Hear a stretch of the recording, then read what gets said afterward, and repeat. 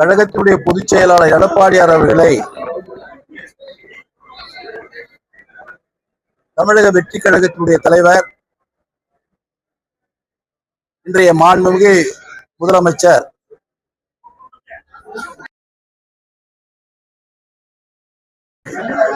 சந்திப்பதாக நேரம் காட்டதாக மாண்புமிகு மின்துறை அமைச்சர் அவர்கள் பேட்டியிலே கூறியிருக்கிறார். அதோடு அவர் நின்றுவிடவில்லை. கூடுதலாக இன்னொரு கருத்தையும் சொன்னார். அவர் சொல்லுகின்ற கருத்தின் அடிப்படையிலே பார்ப்போம் என்று சொன்னால், அவர் கழகத்தினுடைய பொதுச் செயலாளர் அலுவலகத்தை அவர் தொடர்பு கொள்ளவில்லை. அவர்கள் மாறாக கட்சியுடைய மற்ற தலைவர்களை கேட்டதாகவும் அவர்கள் இப்பொழுது வேண்டாம் என்று சொன்னதாகவும் அவர் சொல்லுகிறார். இது முற்றிலும் ஒரு தவறான செய்தி. எந்த சூழ்நிலையிலையும் தமிழக வெற்றி கழகத்தினுடைய தலைவர் முதலமைச்சர் அவருடைய அலுவலகத்தில் இருந்தோ யாரும் நேரம் கேட்கவில்லை. நான் தெளிவாக இங்கே குறிப்பிட விரும்புகிறேன்.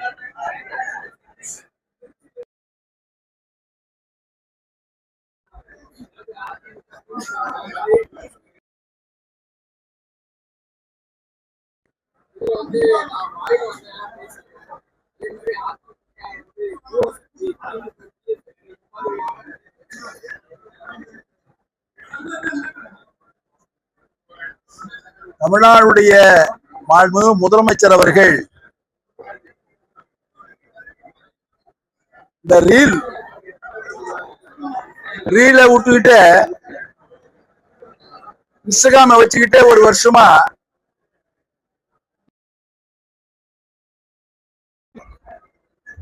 உணர்ச்சிகளை தூண்டிவிட்டு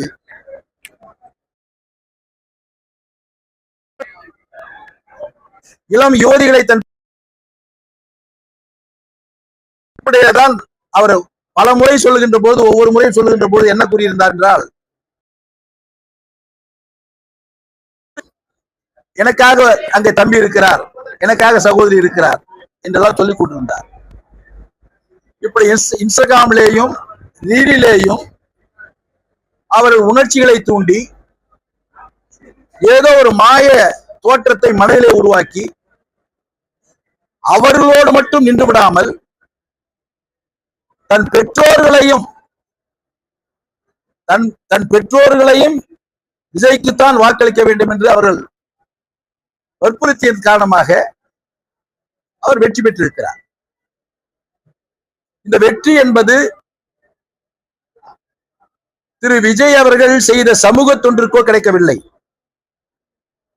அவர் இந்த சமூகத்திற்கு செய்த சேவைக்கோ கிடைக்கவில்லை, அல்லது இந்த சமூகத்திற்கு செய்த தியாகத்திற்கோ கிடைக்கவில்லை. மாறாக நீண்ட காலமாக திராவிட இயக்கங்கள் ஆட்சியில் இருந்த காரணத்தினால் ஒரு குறிப்பிட்ட சதவீத வாக்காளர்கள் ஒரு மாற்றம் இருக்க வேண்டுமே என்று வாக்களித்திருக்கலாம். அதே போல ஒவ்வொரு வீட்டிலே இருக்கின்ற இவங்க தம்பிமார்கள் தங்கைமார்கள் வற்புறுத்தி வாக்களித்திருப்பார்கள். அப்படி முதலமைச்சரானவர் தான் இன்றைய முதலமைச்சர் மாண்புமிகு திரு விஜய் அவர்கள்.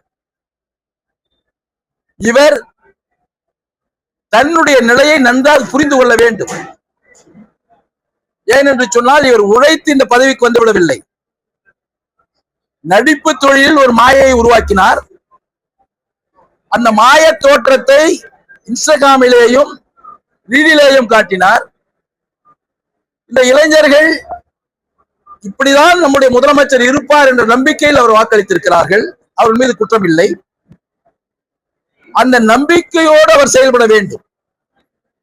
ஆனால் திருச்சியிலே நடந்த நன்றி அறிவிப்பு கூட்டத்தில் சினிமாவிலே எப்படி உணர்ச்சிகளை தூண்ட வேண்டுமோ கொடுத்த டயலாக்கை பேசுவதைப் போலவே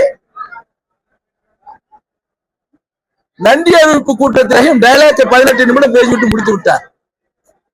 அவர்கள் என்ன எழுதி கொடுத்தார்களோ அதை படித்தார், அவ்வளவுதான். ஏனென்று சொன்னால் ஒரு நடிகருக்கு, ஒரு கதை வசனகர்த்தாவுக்கு கருத்துக்களை எப்படியாவது மாற்றி மாற்றி சொல்ல முடியும். ஏனென்று சொன்னால் அவர்கள் தான் உருவாக்குகிறார்கள். ஆனால் நடிகர்களை உருவாக்குகின்றவர்கள் இயக்குநர்களும் கதை வசனகர்த்தாக்களும். அப்படி இயக்குனரும் வசனகர்த்தாக்களும் உருவாக்கிய திரு விஜய் அவர்கள் ஆட்சிக்கு வந்தவுடன் இன்னும் வசனகர்த்தா சொன்னதையே அவர் சொல்லிக் கொண்டிருக்கிறார்.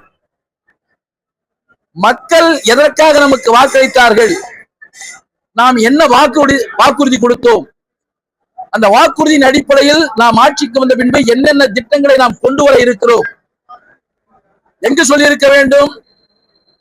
அவர் ஆட்சியின் மீது நம்பிக்கை வாக்கெடுக்கின்ற நடத்துகின்ற அந்த சட்டமன்றத்திலேயே சொல்லியிருக்க வேண்டும். அது ஒரு வாய்ப்பு. ஏனென்று சொன்னால் ஒரு முதலமைச்சரான பின்பு எனக்கு இவ்வளவு பெரிய வெற்றியை தேடி கொடுத்திருக்கிறீர்கள், இந்த மக்களுக்காக இந்தந்த திட்டங்களை நான் வைத்திருக்கிறேன், இந்த திட்டங்களை எல்லாம் நான் ஒன்றன் பின் ஒன்றாக நிச்சயமாக கொண்டு வருவேன் என்று சட்டமன்றத்திலே கூறியிருக்க வேண்டும். அங்க மௌனியாக இருந்தார். என்னென்ன திட்டங்களை, என்னென்ன தேவைகளை பாரத பிரதமரத்தில் எடுத்துச் செல்ல வேண்டும் என்பதற்காக அவர் இங்கே தயார் செய்து சென்றிருக்க வேண்டும். உங்களுக்கு தெரியாமல் இருக்கலாம், ஆனால் உயர் அரசு அதிகாரிகள் இருக்கிறார்கள், செயலாளர்கள் இருக்கிறார்கள். ஏற்கனவே நம் தமிழ்நாட்டில் இருக்கின்ற நீண்ட கால பிரச்சனைகள் நிறைய இருக்கிறது. இதையெல்லாம் தொகுத்து எடுத்து சென்று பிரதம அமைச்சரத்தில் சொல்லியிருக்க வேண்டும். 10 நிமிடம் என்று சொன்னால் 5 நிமிடம் நல விசாரிப்பதில் சென்றுவிடும். இவர் 5 நிமிடத்தில் என்ன செய்திருக்க முடியும்? அங்கும் சொல்லவில்லை.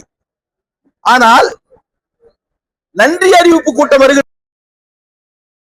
கிளைகள் கொண்ட Annamal institute of hotel management and hospital management படிப்பில் சேர்வதற்கான அட்மிஷன் நடைபெறுகிறது.